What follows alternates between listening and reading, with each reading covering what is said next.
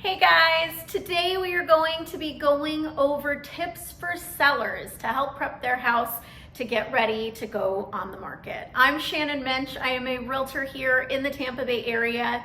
Today we're here at one of my listings in St. Pete. It is in the historic Kenwood neighborhood. And I just want to go over a few things that I talked to with my seller before we put the house on the market so that we can ensure they're going to get top dollar for their home. So stick around and I hope these tips help you. When prepping a house for listing, I always want to start with the outside. That first impression is crucial, and you only have 6 seconds to make a first impression. Whatever anybody decides during that first 6 seconds, they are going to be trying to validate that throughout the rest of the time. So make sure that you put fresh rocks in and fresh beauty bark. The landscaping needs to be clean and neat and kept up. You want to have the front entrance be clean and free of any mess or things that need to be repaired. A fresh coat of paint on the door will go a long way. You want them to feel good coming in so that that is the first impression they have and what they're going to be validating throughout their time that they are spending in your home.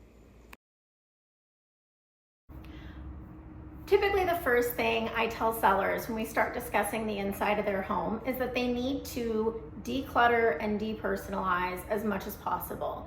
Now, this isn't meant to be offensive. I'm not calling somebody a pack rat.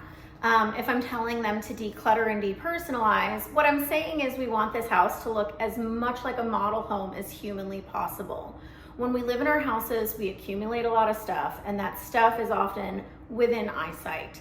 And it can be a little bit of a distraction when buyers are coming in and trying to figure out where their things will go. Another part of this is taking down any kind of family photos or anything religious or politically affiliated. At the end of the day, we do not want to turn off any buyers that maybe have different views than us, and we want them to picture themselves putting their own family photos up. So if they're looking at everyone else's family photos, then it's gonna seem like it's not their house. It's this person's house that currently owns it. And so it's gonna be a little bit more difficult for them to build an emotional connection to it. You wanna take down all of those personal items and just have some strategically placed decor so that people can picture themselves putting their own little stamp on it.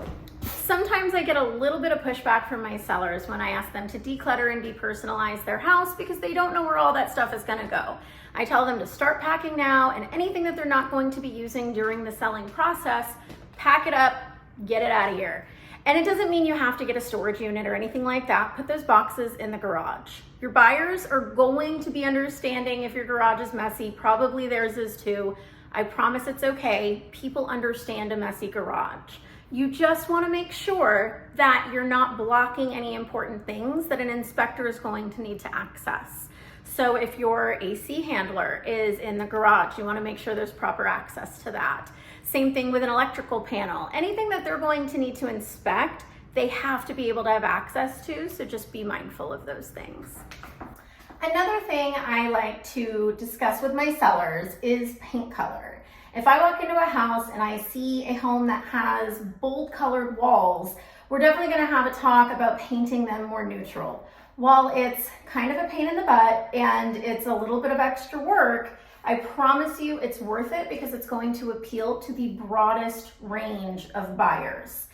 Now, take this, and apply it how you need to. In certain neighborhoods like this one, we are in historical Kenwood. It's a little bit of a funkier, fun, quirky community. You can actually get away with a little bit more boldness in a community like this than others. So obviously scale it, but at the end of the day, if buyers come in and everything is a nice neutral palette, they can then see a wall that they want to make an accent wall. Whereas if they walk in and there is a bright yellow wall, it may be hard for them to really picture themselves in it if yellow isn't their thing.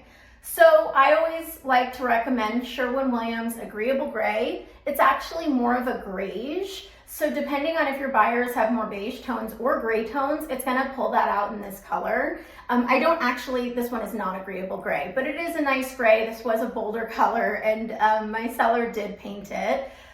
She went with a, simple true gray versus a grayish, which is fine. If it's neutral, it's going to be more appealing to that broader range of buyers, and it's going to help you sell your home. Furniture is so important in a home when people are coming in to look at it. This is where staging comes into play. I understand that if you've already moved away and the house is vacant, it may not be practical to have, but it does make a big difference when we're talking about scale and furniture. We think if there's nothing in a room, it's gonna look bigger, but in actuality, it's hard for people to judge scale if they have nothing to compare it to. Take the table, for instance. This is honestly, she's got 6 chairs at this table. It probably could comfortably seat 8. So it's a really large dining table and it fits just fine. If that table wasn't there, I could see someone coming in the front door and not being able to tell that the actual path from the front door isn't obstructed at all. But because the table's there, you can actually see that the natural flow of traffic is not impacted. Another really great example of this, the living room is kind of a space off in the corner over here. Now she's got a really large couch in here, this nice big L-shaped couch, but the space doesn't look like it's that big if this couch was not here. I bet people would definitely question if they could fit a large enough couch in this area. Now they absolutely can, but if there was not furniture in this space to show them that, I could see them questioning it. Okay guys. Now we're going to talk about pets. I want to preface this by saying I am a pet owner. I have nothing against pet owners. I have 2 dogs. I have a Chihuahua who is named Wolfman, and I have a Great Dane who's named Frankenstein. And Frankenstein especially is really smelly. He's got like the jowls and the drool, and he's a big baby, but he's stinky. We call him Stinky Frankie, in fact. So this is coming from a place of love and understanding, but there is reality, okay? Animals have smells, and you need to make sure that the first thing people smell when they come into your home is not animals. And we often don't notice it because it's so neutralized for us because we're always in our house that you don't always smell dog or cat or litter box, right? So I hope it goes without saying, if you have a cat, you want to make sure that litter box is clean immediately before you leave for that showing. Or if you can't do that, maybe right before you go to work. So it's hopefully as clean as humanly possible and as little odor as possible, okay? When it comes to dogs, make sure those bombs in the backyard are cleaned up because I promise buyers are gonna wanna walk through there. But let's talk back inside about the smell, okay? This is not a candle and air freshener situation. I promise if you put those in, they're gonna smell like cheap flowers, and it's just gonna smell like cheap flowers covering up dog. Right? Don't do that. Let's invest in one of these guys. This is an air purifier. You can get a really good one for a few $100 on Amazon, and it's actually going to pull the bacteria and the odor out of the air so that your house smells clean, not so it smells like it's just being covered up. You really do not want people to come in and smell animal immediately. It's not a good reaction. I really don't think we realize how sensitive we are to smells, but people have some hangups about smells. And so whether it's pet or perfume or air freshener or floral, they may have a reaction to it, and hands down your safest bet is going to be purifying your air. Okay, so let's talk one more tip about when your house is actually alive and you've got the showings that are coming. I like to leave all lights on. You want it to be open, light, and bright when they come in. If again, that first impression is that it feels like a cave, it's gonna be a negative first impression, and they're gonna be validating that. So you wanna make sure that they have nice, light, bright, airy. I like the air to be at a cool temperature. I would say absolutely no higher than 76.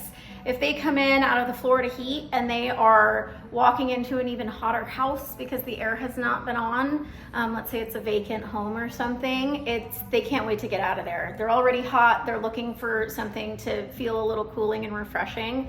And if it's even hotter, it's a bad experience. You don't want that vibe for your home. So lights on, air down to a reasonable temperature, and then I like to set a little bit of music just for some mood. I have Bossa Nova playing. It's kind of a different one. It's fun though and funky, just upbeat and good vibes. I spent some time in Brazil when I was in college. And so for me, it's kind of my little tip to that. But anything that is neutral, not offensive, good vibes, and just gonna kind of set a really enjoyable mood is what you're looking for. Well guys, that is all I have for you today. I hope that you found my seller tips helpful and I gave you some little nuggets that maybe you did not have already before. I am a realtor here in the Tampa Bay area, so please, if you have any questions about Tampa real estate or real estate in general, do not hesitate to reach out, and don't forget to like and subscribe. Have a good day and I hope to see you soon.